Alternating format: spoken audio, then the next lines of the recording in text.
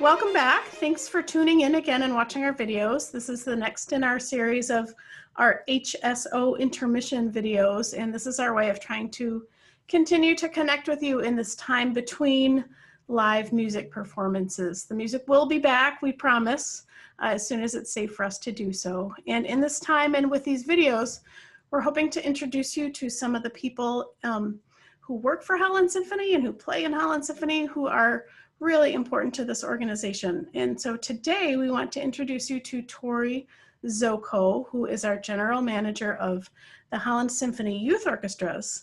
And we'll let her tell you a little bit about that program and what she does. I've known Tori for a really long time. Very long. Very long, and especially was her violin teacher in high school. So now it makes me feel a little bit old to be working with her, but it's been really fun to get to know her in this capacity as well and work with her. So I'm going to start off and just ask Tori to tell us a little bit about what she does as the general manager of the Youth Orchestra program and what's involved in that. Yeah, so my role as the general manager of the Holland Symphony Youth Orchestras is really just a lot of organization and making sure that students are coming to rehearsals, organizing our audition process, just being kind of a gopher in a way for our directors to make sure there's music available, and just being in communication with them and sort of being the link between our directors and our students and families when it comes to communication about rehearsal schedules and things like that. So lots of kind of errands and odds and ends, but also a great way to connect with the students too. And sort of walk alongside them as they go through this process of playing in a bigger orchestra and having that additional experience outside of their classroom time at school. Why don't you tell us a little bit about what Mondays look like when everything gets started late afternoon? Yeah, so Mondays are the chaotic day. That's when we have all of our orchestras rehearse. So we kind of get things going at 4:30. Thankfully for our junior strings and concert strings students, we have a junior strings rehearsal manager as well. It's usually a college student. Right now that person is Beth Baswich, and they sort of run the rehearsals downstairs with our younger groups. It's a great way for students who are either interested in music education or interested in education at all or doing any sort of private teaching later on to get a little bit of hands-on experience with that. So Beth and I meet and we set up for junior strings and concert strings, and rehearsals get going, and then I usually head upstairs and get everything ready for our youth orchestra rehearsals. We have our setup crew students who come a little bit early and they help set up the whole space, and we get rehearsals up and running. There's a lot of running around to make sure snack is ready to go for the students that evening. Important. It is always important, probably the most important thing if you ask the kids. Just again, odds and ends kinds of things. Some extra communication with parents maybe that evening, responding to some last minute emails if there's students who are going to be late or absent, trying to communicate out about things that are happening next week.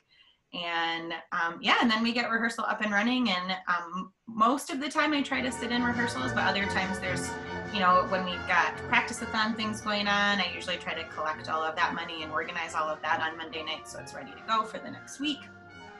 Or if we've got concerts coming up, making sure we've got everything ready for the concerts, getting program book information ready. So yeah, and once rehearsal is up and running, it's quite a lot of fun to be in there and kind of hear the progression with the students. When everybody attends the concerts, they hear the final product, but I, as a teacher, really appreciate the process of all of that and being able to hear where they started from at the beginning of the semester to where they end right before that concert. So. Yeah. Tori does a ton of communicating with students, with parents, with volunteers, with our two conductors. Kyle Nestor, who teaches at Holland Christian, does the junior strings and the concert strings, and Christopher Fashion, who's at Hope College, has been our new conductor this year for the youth orchestra. And I think what Tori didn't mention is all of this happens at Midtown Center. So yeah.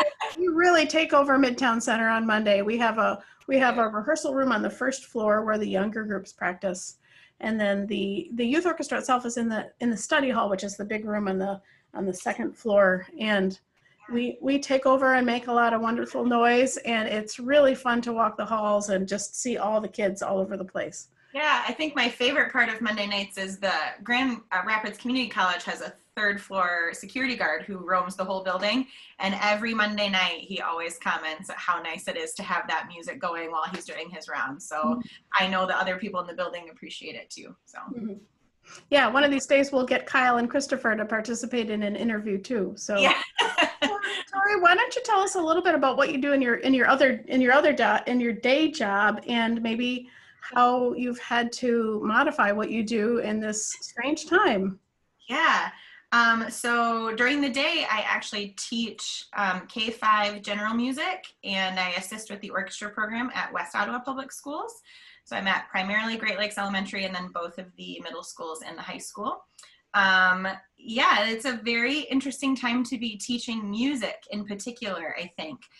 So much of what we do is hands-on and instruments in hand and singing, and it's a little doom and gloom when you read a lot of the restrictions that we have right now in terms of what we may or may not be able to do with our students in the fall. But our goal as a music department has always been to try to make the music making process as accessible and as fun as possible for our students at home. So at the elementary level, we've been doing a lot of just found sound exploration with our kids and then trying to create instruments out of that. And create compositions. We have students record videos of themselves and send them to us so we can give feedback. But it is definitely different than the day-to-day. And teaching to a screen is not as engaging.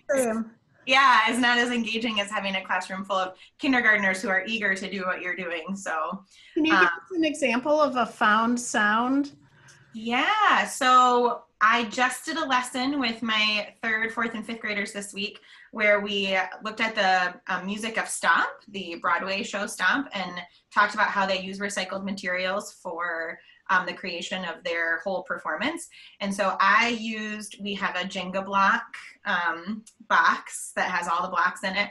So I found a couple of different ways to make a found sound composition with my Jenga block box and make some different sounds with it. And then we talked about how we can layer those rhythms on top of each other. So creating, rhythmic ostinatos and layering those on top of one another and then putting that into a little video. So I actually used, for the first time, I stepped out of my comfort zone, lots of stepping out of my comfort zone with technology during this time. Used the app Acapella, which lets you record actually layering on top of yourself. So I could give an example to the students for how that would look. But it's been fun to watch those things come in and know that the kids are still doing the musical things at home. I think a lot of school districts are putting a big focus on the academic part because they don't want that academic slide to happen. And I think that's important to all of us. As a mom, I know that's important to me too. But it's been great to see that the students are still engaging in music and still finding ways to keep that in their lives. And yeah, just a joy to kind of watch them be creative in a different way. Some of them are doing things that I didn't even ask them to do and sending them my way. So it's been fun to watch.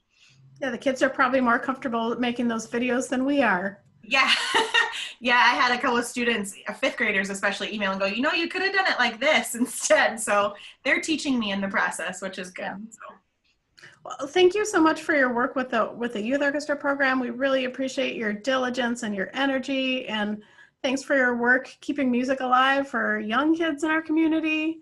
And thanks for doing this interview today. And thanks to all of you for watching, and we'll be back next week with another interview and introduce you to someone else. So thank you very much, and stay safe and stay well.